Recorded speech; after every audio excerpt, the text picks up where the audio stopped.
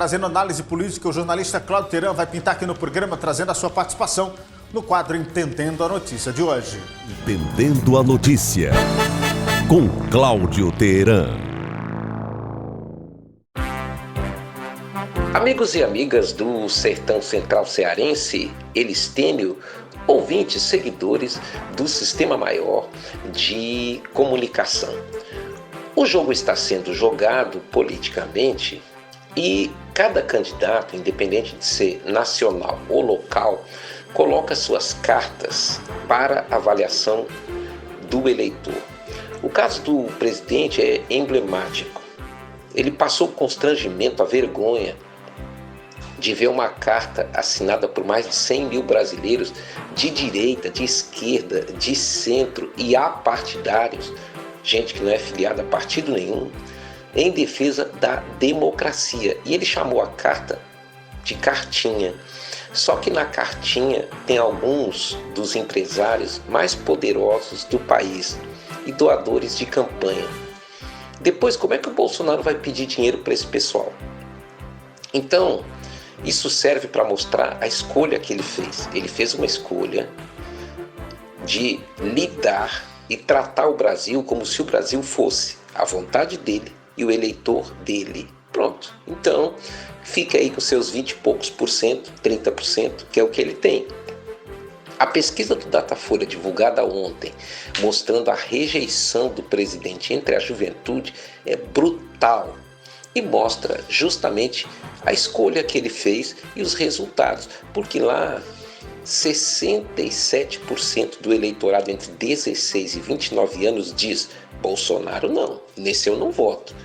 Essa rejeição o Bolsonaro criou para ele, porque é uma pessoa que não tem diálogo com a sociedade brasileira como um todo, coisa que eu alerto aqui há muito tempo nos meus comentários, porque é óbvio também, e ao mesmo tempo os números agora traduzem isso. Ou seja, a maioria da população jovem não vai votar no atual presidente. Com um detalhe adicional ao que eu já acrescentei aqui, são 37 milhões de votos entre 16 e 29 anos.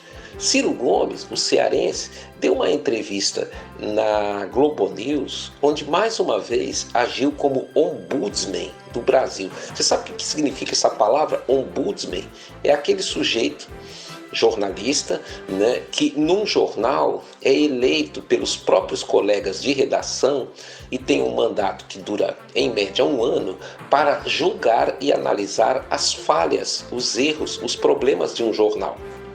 E ele tem direito a uma coluna semanal nesse jornal, onde ele analisa, avalia e critica os próprios colegas na condução de reportagens, matérias e abordagens de uma publicação. Né? O Ciro agiu e age desse jeito há muito tempo, e isso também é uma escolha. Ou seja, na entrevista à Globo News, o Ciro repetiu várias vezes que ele é o único que tem uma fórmula para salvar o Brasil, que ele é o único que é capaz de resolver os problemas nacionais, que ele é o único que tem condições de resolver o problema na economia, etc. Olha, esse tipo de coisa é um erro que o Ciro comete há décadas, de se colocar sempre ele como um salvador. Diante disso, o que nós temos como resultado? Está lá ele estagnado nas pesquisas, com 8%, 7%, 6%, 5%, 9%. É a média ali onde ele se situa. Né? Por quê? Porque essa conversa dele cansou os brasileiros, e não é de hoje, está cansando também os cearenses, porque aqui no Ceará o Ciro está em terceiro também, ou seja, perde para o Lula e perde para o Bolsonaro. E aí, em nível estadual, nós também estamos vendo o duelo de escolhas. Há hoje, nesse momento de pré-campanha, com a definição de que o PT tem um candidato, que é o Eumano, o PDT tem um candidato, que é o Roberto Cláudio, quem está até quieto é o oponente, Capitão Wagner. Por quê? Porque nesse momento o Eumano e o Roberto Cláudio estão se opondo um ao outro. E quando a gente vê o Ciro Gomes falando mal do Camilo Santana na televisão, esse também é outro ponto curioso da história. Porque A avaliação que o Camilo tem como governador é muito superior à do Ciro Gomes como liderança política na atualidade no Ceará.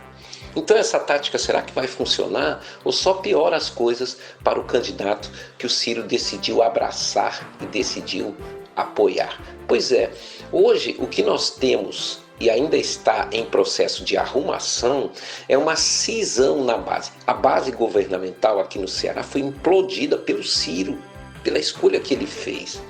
E aí, as consequências disso ainda estão por acontecer. No sábado tem a convenção do PT com a presença do Lula e do Alckmin para chancelar o Eumano.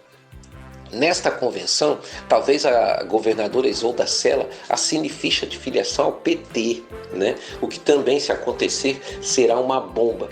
E a Isolda está tirando dos cargos os aliados do Ciro Gomes, de dentro da máquina do governo.